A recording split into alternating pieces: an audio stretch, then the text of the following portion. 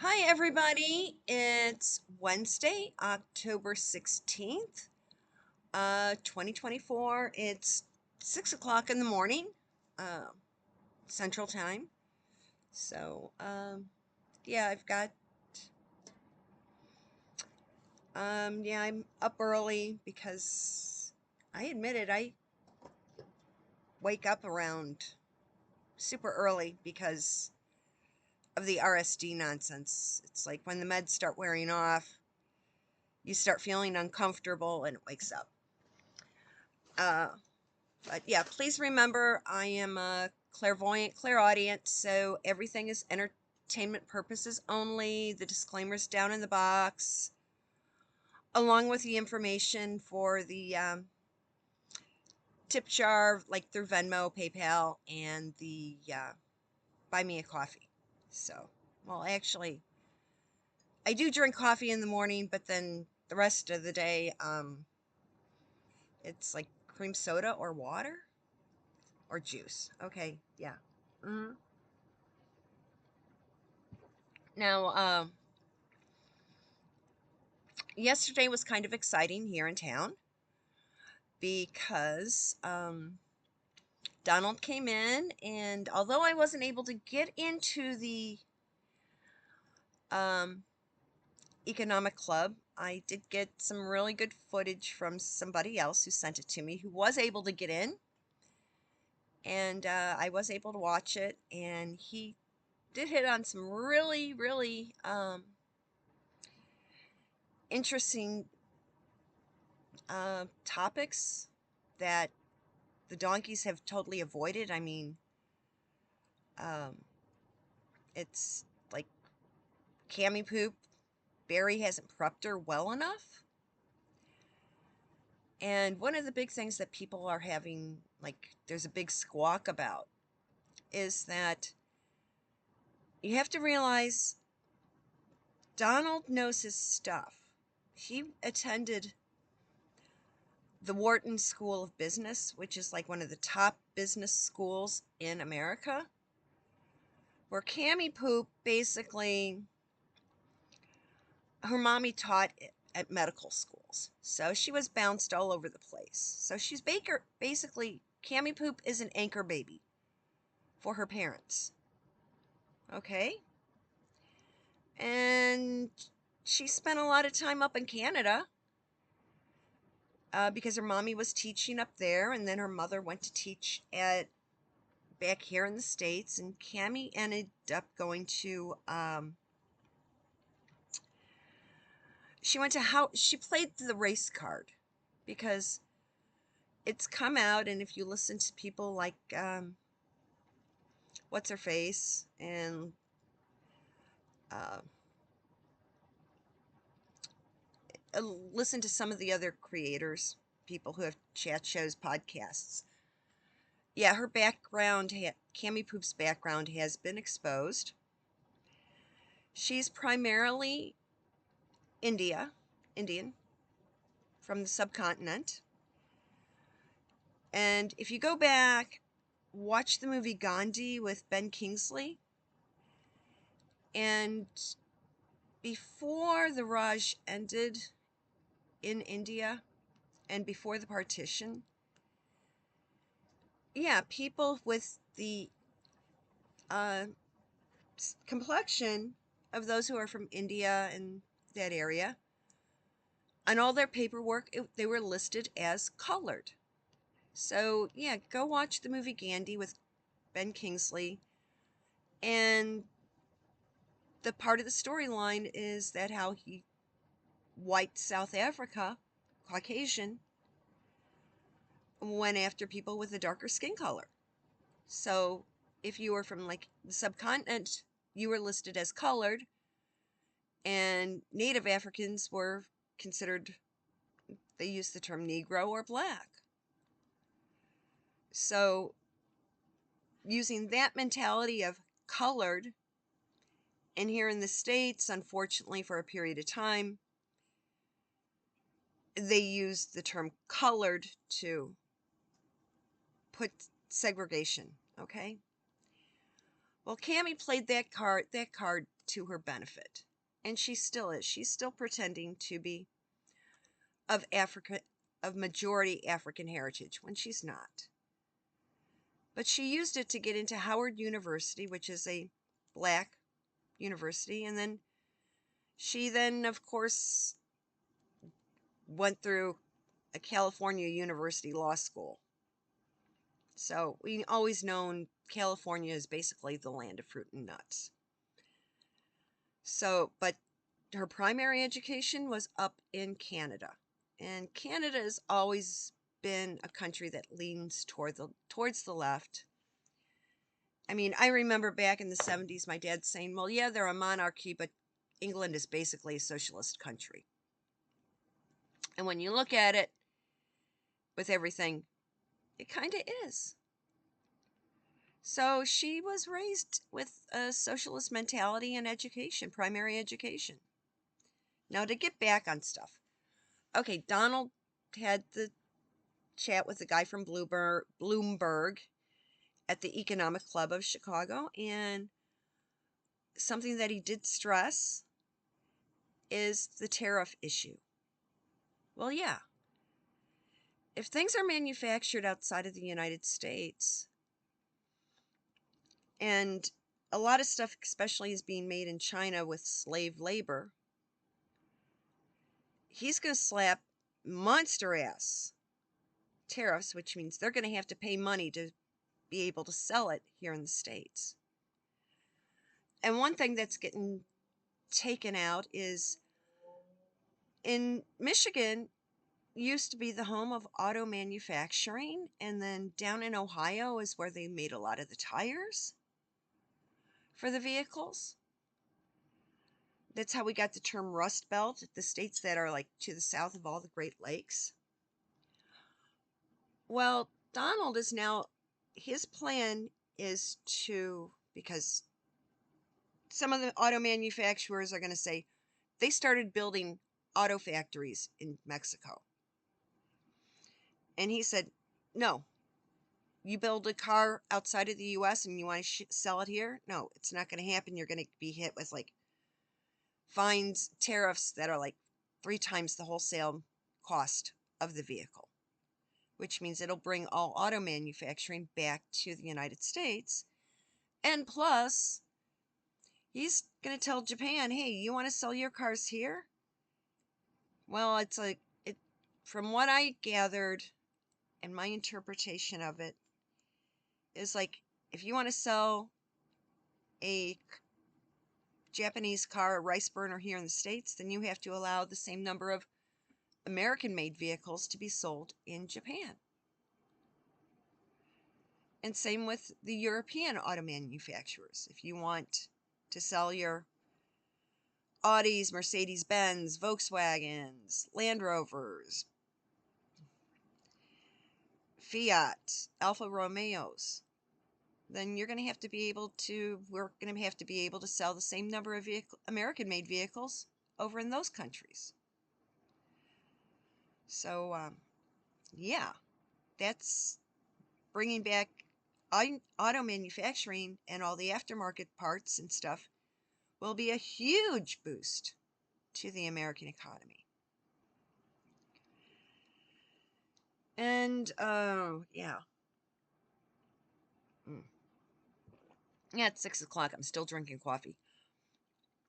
Another thing that he brought up the fact of, and yeah, basically what has happened under Barry's 3rd term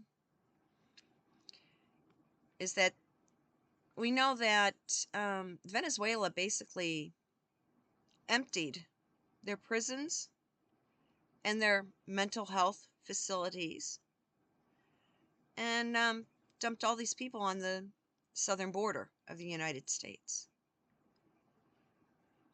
And one of the first things he's going to do, as soon as he gets back, he will use, with the help of the U.S. military who are loyal to Donald, he's going to make sure to export, the top group is like 400,000 plus criminals back to their country of origin. And he's not against immigration, but it has to be done legally. And he will make a serious effort to send all these illegal criminals and their associates and the Venezuelan and the Iranian military, the Islamic Republic military, back to where they came from. And it's some of the big things. And people already asked him, they did ask him, hey, what's going on with the Big Red Sea? What's his thoughts on the Big Red Sea? Basically now blockading Taiwan, the free China. Well, this wouldn't have happened if Donald was still in his office on Pennsylvania Avenue in D.C. But we know Barry leans towards that way of thinking, that communist way of thinking. And the Big Red Sea basically is doing it because they know they can, because A, the U.S. will not intervene, and any other country doesn't have the ability to intervene. And they may try to, the Big Red Sea realizes that, like Singapore and the Philippines and the South Asian islands were hung out to dry in 1940, 41, 42, because all of the military resources from most countries, they've all been given to the Z guy in the blue and yellow flag country. So that's the strategy. They said to wipe out everybody's stockpile of military supplies, send them all off to the Z guy, which the Z guy is then shipping them off to the Islamic Republic. And nobody really has anything to help out Taiwan when the Big Red Sea moves in. So we got to keep our eyes open on that. The other thing that Donald made a big point of is that gruesome Newsom out in California has now made it illegal for anybody to ask for identification if they go into a polling place on Guy Fawkes Day, which is really ironic because in California, you need proper identification to get a driver's license, to buy alcohol, to open a bank account, to rent a car, check into a hotel. Yeah. Even to go into a hospital to get medical aid. You need to have proper identification, but not to vote. So it's basically more the donkey's way of trying to make Guy Fawkes Day there to go their way. Something else that I've been watching, is what's happening in what Barry and Blinken have done basically to Israel. They're claiming that the IDF, that the good Jews in Israel are withholding aid packages from Gaza. And what they're trying to do is say, hey, if you don't allow all this aid to go to this Palestinian, this segment of the Islamic Republic Army and their human shields, if you aren't going to allow the aid to go to them unrestricted, Barry and Blinken are going to stop sending all sorts of aid and protection to Israel. Well, Barry and Blinken already know, and everybody knows, that the aid that's being sent over from various countries, it's being placed in the hands of the Hamas, of the Islamic Republic leaders, for them to distribute. So, of course, they're going to take everything, the cream of the crop, for themselves.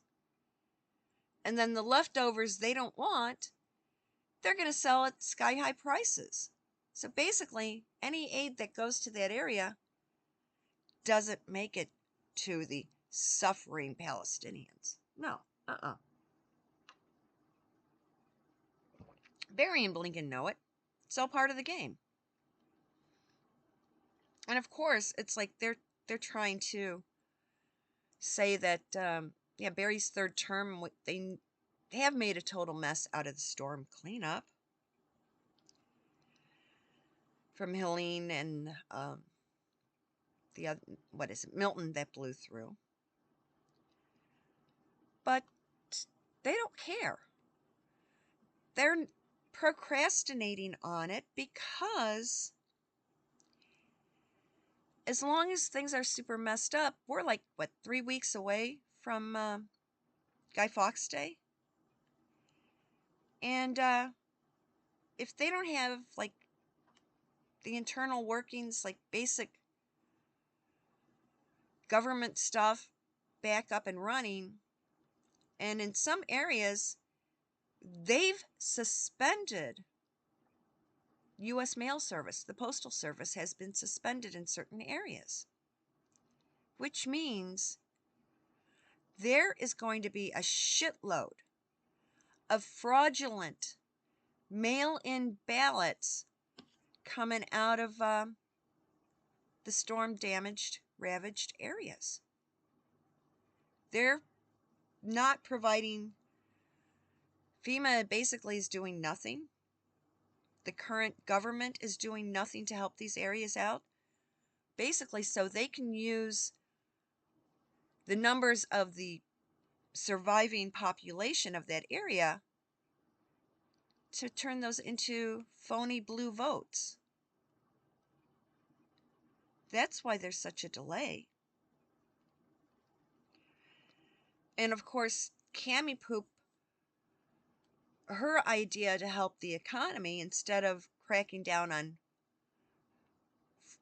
manufactured goods coming out of communist China that had been made by slaves,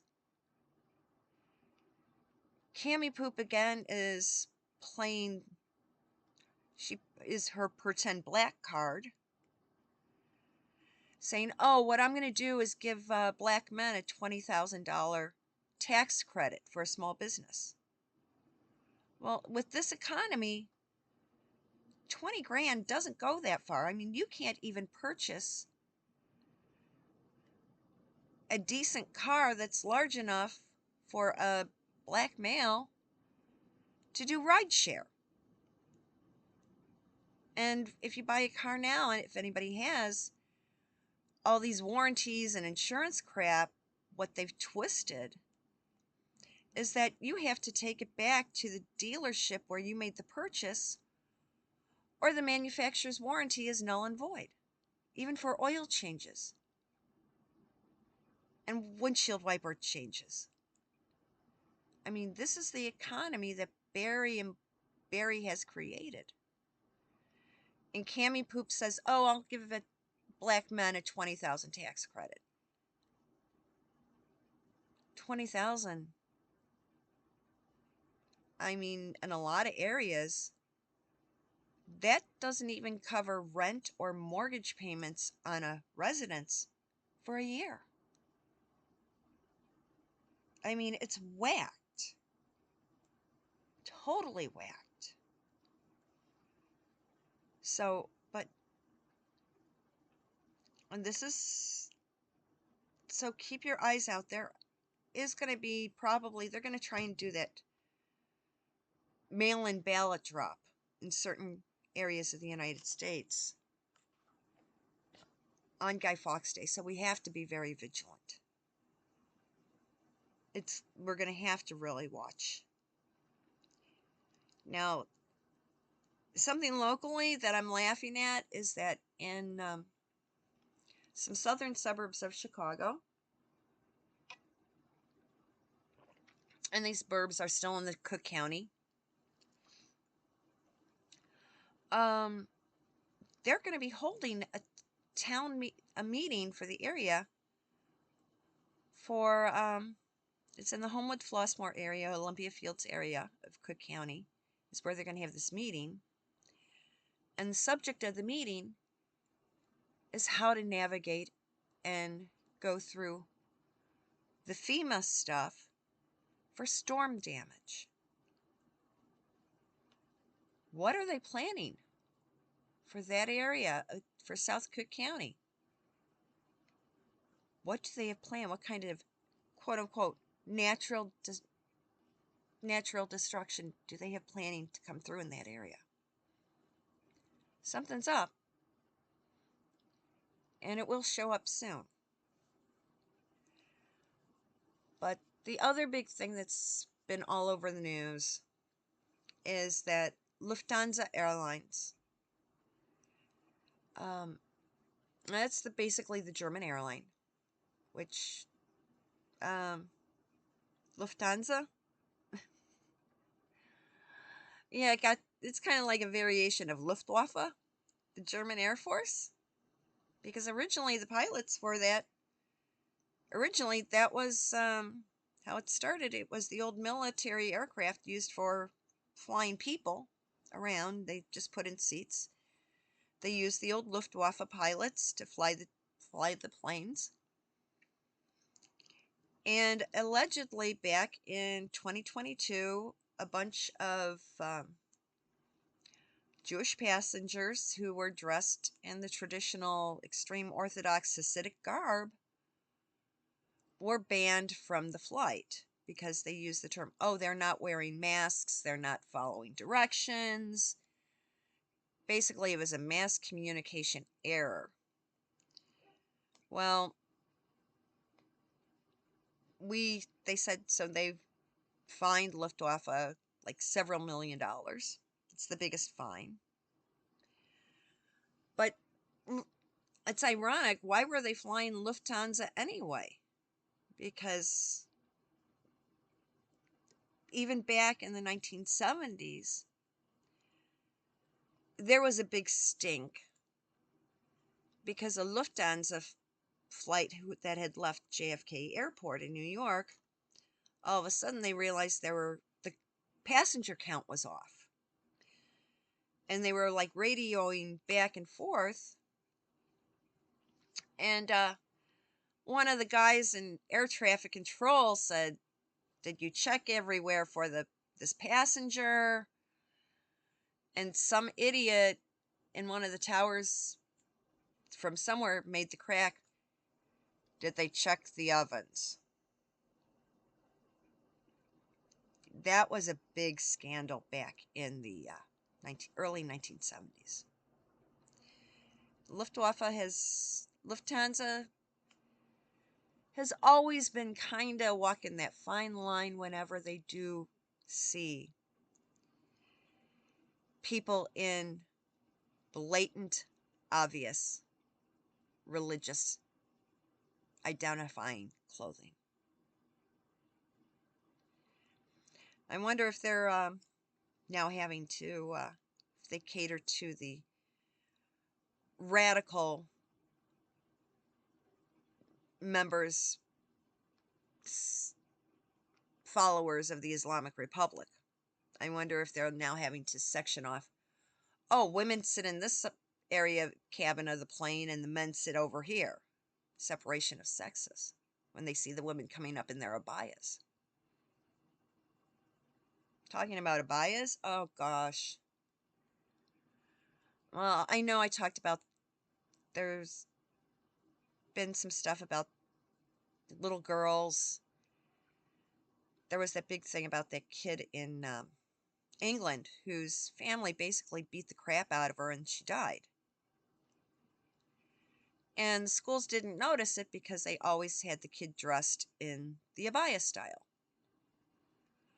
Well, yeah, the other day I had to go to the store and do grocery shopping and stuff, and I was in one store looking at checking for something.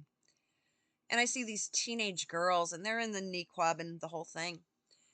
And they're looking at all this makeup, and I said to him, I go, why are you even in here? You're going to have to be forced to wear a niqab, so you can't even tell you have makeup on. So either ditch the entire outfit or don't even be here shopping. It was at an Ulta store. Well, some little short, fat person from the subcontinent got on me and said, oh, you're racist. And I looked at her and I just said, how many of your family had numbers tattooed onto your left forearm? And she didn't understand it. I go, that's how stupid and incompetent you are. She goes, well, I'm a U.S. citizen. I go, this is my country. I was born here. If you can't handle me telling kids to, if you're an American, dress like one, then you need to return to your country of origin. Don't bring your shit into my country. Don't. If you think you escaped stuff because you didn't like it, then don't bring your backwards thinking here to America. The store people didn't kick me out. It was the 5-time-a-day idiots that were having the fit. And I just called them what they are. I go, you're a bunch of anti-Semitic assholes. But the schools need to stop allowing these girls to attend. Because like that little girl in England, if she hadn't been dressed in the abaya style, the teachers would have seen the bruises on her. And maybe could have gotten child protective services and she would have been taken out of that environment.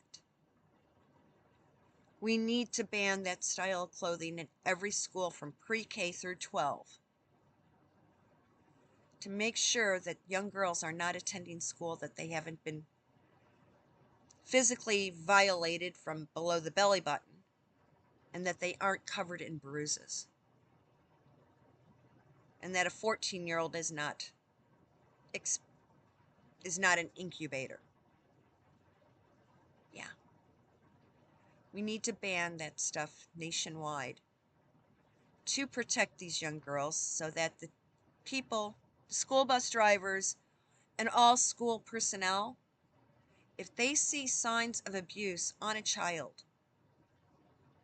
they are required by federal law to report it to the authorities so the proper agency can intervene and pull that young girl out of that abusive environment. Okay, folks, that's my rant for today. Oh, yeah, and I want to say thanks to Gamer Girl. Let's put it this way. Hope Gamer Girl has a really nice birthday tomorrow, and she's got to clean the earwax out of her ears because she's obviously selective hearing. I'm like, yeah, I'm older than her. I'm old enough to be her mother. So she needs to start respecting me and stop her like with, oh, it's just a joke. No, jokes like that are cross into the territory of being a bully. And I think it's extremely obscene for a woman who's going to be 43 tomorrow to continue to act like an adolescent mean girl who likes to bully others. You're turning 43 tomorrow, Michelle, not 13. Time to grow up. Time to stop harassing people and saying the vile crap that you do. You do it intentionally. Yeah, I'm a victim of her abuse. So are several other people. People need to, if they subscribe to her, take away your subscription. Whoever her moderator is,